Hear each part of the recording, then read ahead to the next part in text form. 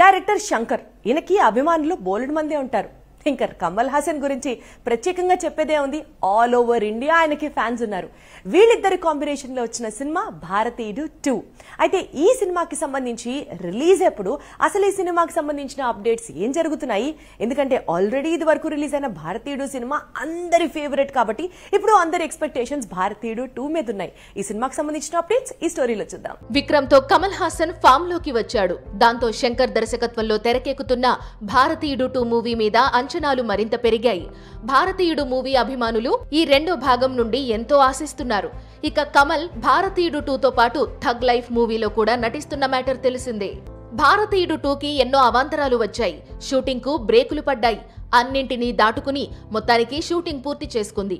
అలాగే భారతీయుడు 2తో పాటు ఈ మూవీకి మూడో భాగం కూడా ఉంటుందట. భారతీయుడు 2 ఇంట్రోతో మేకర్స్ ఆకట్టుకున్నారు.